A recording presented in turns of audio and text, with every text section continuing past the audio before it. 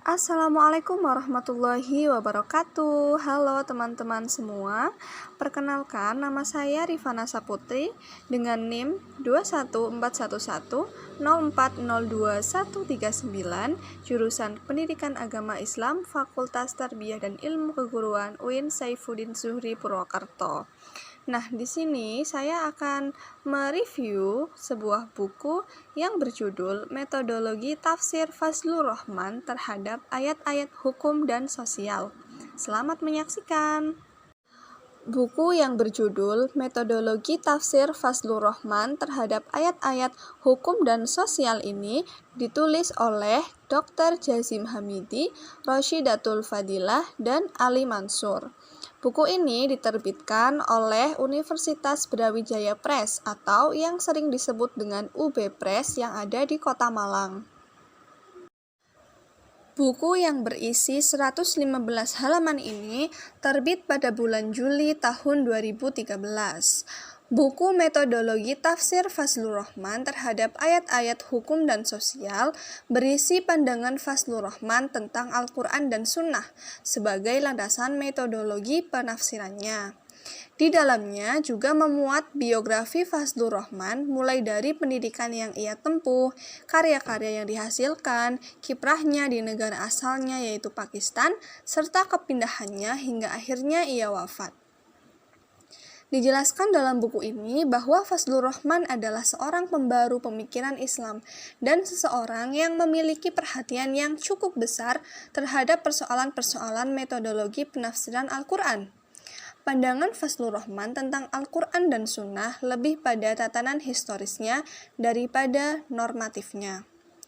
Dalam buku ini juga dipaparkan bagaimana awal mula Fazlur Rahman disebut sebagai pencetus neomodernisme saat ia berkiprah di Pakistan dan mengemukakan gagasan-gagasannya tentang Islam di negara tersebut.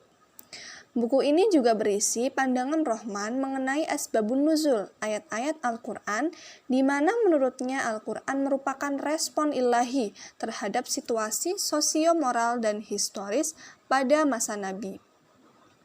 Di sini dijelaskan pula perkembangan pemikiran Rahman dalam metodologi penafsiran Al-Quran dan aplikasinya. Permasalahan yang diangkat di buku ini serta pengaplikasian penafsiran Fazlur Rahman diantaranya masalah poligami serta persaksian. Dalam buku ini juga disebutkan karakteristik-karakteristik penafsiran Fazlur Rahman, diantaranya adalah metode yang ia gunakan, yaitu metode sintetik logis, historis kronologis, historis sosiologis, serta menggunakan metode semantik. Buku ini memiliki beberapa kelebihan, diantaranya buku ini memuat pandangan Fazlur Rahman dengan sangat lengkap. Ringkasan dari karya-karya beliau dapat diambil poin-poin utamanya dengan membaca buku ini.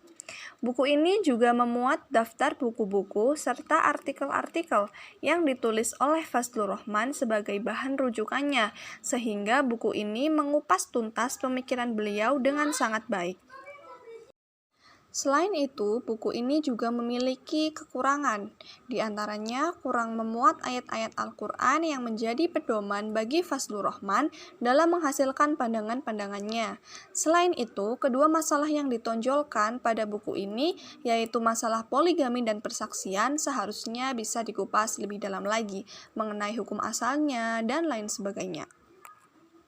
Oke teman-teman, seperti itulah review singkat terhadap buku Metodologi Tafsir Fazlur Rahman terhadap ayat-ayat hukum dan sosial.